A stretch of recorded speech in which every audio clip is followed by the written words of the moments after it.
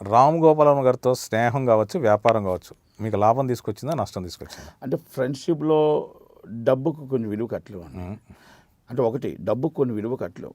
నష్టం లాభం అంటే ఆయన వల్ల నాకు నష్టం లేదు, అలాగని నాకు లాభం అనేది నా వ్యాపారాలు నాకు ఉన్నాయి. ఓకే, ఈజ్ అ ఫ్రెండ్షిప్గా, ఈజ్ అ ఫ్రెండ్లీగా ఆయన కోసం నేను ఏంటంటే ఆయన నాకు ఫోన్ చేస్తే నాకు కొన్ని విషయాల్లో ఆయన వల్ల నాకు గౌరవం దక్కింది. ఓకే, కొన్ని విషయాల్లో నేను గుర్తుంచుకోవాల్సినవి కొంచెం నేను చాలా బాగా లోలో ఉన్నప్పుడు ఆయన వల్ల నాకు గౌరవం దక్కింది. ఓకే అండి. ఆ విశ్వాసం నాకుంది. అలాగే నా వల్ల కొంచెం ఆయనకి అంటే మా ఇద్దరు రిలేషన్షిప్ అలాగా అండర్స్టాండింగ్ మీద ఉంది. నష్ట లాభాలు అనేది మా ఇద్దరికి లేవండి మనీ రూపంగా. ఇప్పుడు మడ్ర సినిమా December 24 రిలీజ్ చేయడానికి ప్లాన్ చేశారు. దిశ ఎన్కౌంటర్ పరిస్థితి ఏంటి? అంటే యాక్చువల్గా December ఎన్కౌంటర్ 25 రిలీజ్ అండి. ఓకే, ఇది వచ్చి 18 రిలీజ్. థియేటర్ ఓపెన్ కాకనే వెనక్కి వెళ్ళాల్సి వస్తుంది. ఓకేనండి. థియేటర్ లోపల ఎందుకంటే మీకు మడ్డర్ అనేది 1000 థియేటర్లు పడాలి. ఓకే, ఇది కర్ణాటక కానీ ఇక్కడ కానీ 1000 థియేటర్లు అయితే సినిమా కాదండి అది. ఎందుకంటే సినిమా అనేది ప్రతి ఒక్కరు ప్రతి ఇంట్లో చూడాలంటే ఆ cinema emotional and real story అది. ఓకే, ఇది very big movie, not only small. అలాగే మీకు దిశ ఎన్కౌంటర్ కూడా వెరీ బిగ్ మూవీ. కనుక ఆ థియేటర్లు ఓపెన్ అవ్వకపోతే దీనికి సందడి ఉండదండి. 24 వేయడానికి ధైర్యం కూడా ఓపెన్ చేస్తారని నమ్మకం నాకు ఉంది. ఓకేనండి. ఇప్పుడు దిశ ఎన్కౌంటర్ 2 వారాల గ్యాప్తో రిలీజ్ అవుతుంది. 3 వారాలు 4 వారాలు 3 వారాలు రెడీగా ఉందండి. 3-4 వారాలు సంక్రాంతి ఆ సీజన్, సంక్రాంతి దాటి. ఇప్పుడు రామ్ గోపాల్ గారి సినిమాలో ఆర్టిస్టులు రిపీట్ అవుతున్నారు. కరోనా వైరస్ కావచ్చు, ఇప్పుడు మడ్ర శ్రీకాంత్ అయ్యంగారు, లేదా సోనియా ఆకుల కరోనా వైరస్, లేదా దిశ ఎన్కౌంటర్. అంటే ఆయనకి వేరే ఆర్టిస్టులు దొరకట్లేదా? మీ బడ్జెట్ రీత్యా ఇలాంటి ఆర్టిస్టులు కాదండి. అంటే వాళ్ళ క్యాపబిలిటీ నేను తక్కువ చేయట్లేదు.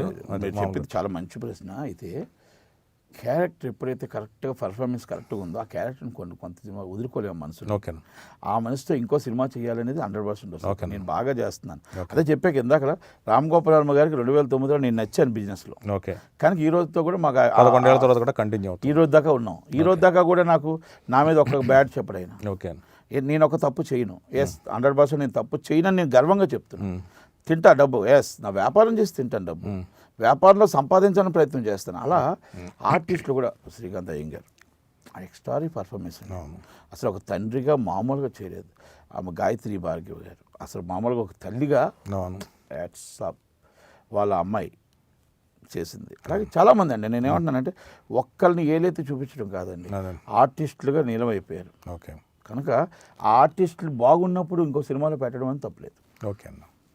దానికి అది వర్మగారు ఏంటంటే ఫస్ట్ మీరు ఉర్మిళాని చూశారు, ఆమెను మొత్తం టోటల్ మ్యాక్సిమం సినిమా చేశాడు. అవును. అలాగే నిషా కోటాని చూశారు, మ్యాక్సిమం సినిమాలు చేశాడు. అవును. బాగుంటే ఆర్టిస్ట్ని వదలడు ఆయన. ఓకే, నైనా అని అమ్మాయి ఉంది, వంగవీటి నుంచి చేసుకుంటూనే వస్తున్నాడు ఇప్పటికీ. ఓకేనండి. అంటే అమ్మాయి పర్ఫార్మెన్స్ కానీ అబ్బాయి ఎవరైనా పర్ఫార్మెన్స్ బాగుంటే మనం వదలండి. ఓకే, ఇప్పుడు వర్మ గారి మీద ఈ మధ్యకాలంలో స్పూఫ్ ఫిల్మ్స్ కావచ్చు, ఆయనకి అగెనెస్ట్గా సినిమాలు చాలా కావచ్చు, మీరు అలాంటిది ఒకటి తీశారు. ఎందుకు అలా చేశారు? ఆ సైకో వర్మ అనేది తీసింది కాదండి, సబ్జెక్ట్ డిమాండ్ చేసింది అది. ఓకే, అదే యాక్చువల్గా ఒక సైకో సబ్జెక్ట్ అది. అంటే మీరు ఆయన ఫ్రెండ్ అయ్యండి, ఆయనతో సినిమాలు చేస్తూ ఆయన మీద సైకో వర్మని ఎందుకు తీశారు? నో అసలు అది కాదండి. ఇప్పుడు ఇద్దరం ఫ్రెండ్స్ రోజు కూర్చుంటాం, రోజు కూర్చొని మాట్లాడుకొని డిస్కషన్ చేసే టైటిల్ పెట్టింది. ఓకే, అంటే సైకో వర్మ అంటే అది సైకో కాదండి. అంటే ఆ అబ్బాయి ఒక సైకో విధంగా మొత్తం టోటల్గా ఆ అబ్బాయి ఏ విధంగా డిప్రెషన్కి వెళ్తాడు, ఏ విధంగా సైకో అవుతాడు, ఆ సైకో అయ్యి అమ్మాయిని ఏ విధంగా మర్డర్స్ చేస్తాడు, ఇది మొత్తం టోటల్గా వైలెన్స్ మూవీ. ఆ వైలెన్స్ మూవీకి ఏ టైటిల్ పెట్టినా సరిపోవట్లేదు. ఓకే, యాప్ సరిపోక అప్పుడు నేను వర్మ గారు కూర్చొని ఆ సాంగ్ కూడా మీరు వినుంటారు, చూసుంటారు, విన్నారు కదా బాగా. ఆ సాంగ్ అది పెడితే వర్మ గారితో నేను అడిగి అయిన తర్వాత ఈ టైటిల్ బాగుంటుంది ఆయన ఇచ్చింది. ఓకే, ఈ టైటిల్ బాగుంటుంది కుమార్ అంటే అప్పుడు ఆ టైటిల్ పెట్టాం. ఓకేనండి. అంతే తప్ప వర్మ గారిని ఇక్కడ ఎక్కడెక్కడ కించిపచ్చి ఉండదండి. ఓకే, ఈ సాంగ్లోనే మీకు అర్థమైపోద్ది. శివ లాంటి హిట్ ఇచ్చి గాయంలో మొత్తం సీతారామ శాస్త్రి గారు మొత్తం సమాజాన్నే కడిగేసి సర్కారు ఢిల్లీ వెళ్ళి బొంబాయి వెళ్ళి అదిరించి సర్కారే తీసావు, రంగీలా తీసావు. అంటే అందరినీ ప్రపంచంలో దావూద్ ఇబ్రాహింని ఎదిరించుకున్నావు. అంటే ఇంతమందిని ఎదిరించి నీకు ఎదురు లేకుండా తిరిగిన నువ్వు వడ్కా వీరుడా. అంటే వడ్కా అనేది ఆయన ఆల్రెడీ బహిరంగంగా చెప్తాడు, వడ్కా నేను తాగుతాను. వడ్కా వీరుడా, నీ మర్మం ఏంటి, నీ మాయ ఏంటి, అసలు ఏంటి, ఇప్పుడు ఎందుకు నీ హిట్లు రావట్లేదు? మీరేమనుకుంటున్నారు? ఆయన హిట్స్ రావడానికి కారణం ఏంటనుకుంటున్నారు? ఏముండదండి, 100% హిట్స్ వస్తాయి. హిట్లు రావని అనుకో. మర్డర్ హిట్, ఓకే, మీకు దిశ హిట్. ఈరోజు నేను చెప్తున్నాను ఇంటర్వ్యూలో, మళ్ళీ మీరు కావాలంటే రిపీట్ మళ్ళీ చేస్తాం మనం. మర్డర్, దిశ అండ్ దెయ్యం 3 సినిమాలు హిట్స్. ఓకే, మీకు ఇప్పుడు డిఎస్జే కూడా నా సినిమా అయినా సరే ఇప్పుడు ఏది నాదైనా రామ్ గోపాల్ వర్మ గారు అందరం కలిసే ఉన్నాం కాబట్టి డిఎస్జే హిట్, మీకు సైకో వర్మ కూడా హిట్. ఓకే. అంటే నేను ఈ 5 సినిమాలు ఎందుకు చెప్పానంటే అండి, స్పెసిఫిక్గా ఇస్ సూపర్ డూపర్ హిట్ సినిమాలు. ఓకే.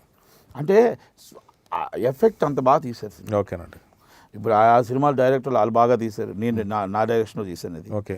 ఆ కో డైరెక్టర్ మొత్తం ఎగ్జిక్యూటివ్ డైరెక్టర్ వాళ్ళు బాగా తీశారు. అలా ఒక్కొక్క డిఫరెంట్ పార్ట్. లియో ఎంటర్టైన్మెంట్ ఈ ఛానల్ని ప్లీజ్ సబ్స్క్రైబ్ చేయండి, షేర్ చేయండి, లైక్ చేయండి. Please subscribe to Leo Entertainment. Please subscribe to Leo Entertainment YouTube channel. Subscribe Leo Entertainment Channel. Leo Entertainment. Please subscribe this channel. Please subscribe to Leo Entertainment. ఇలాంటి interesting videos కోసం తప్పకుండా మా ఛానల్ని subscribe చేయండి.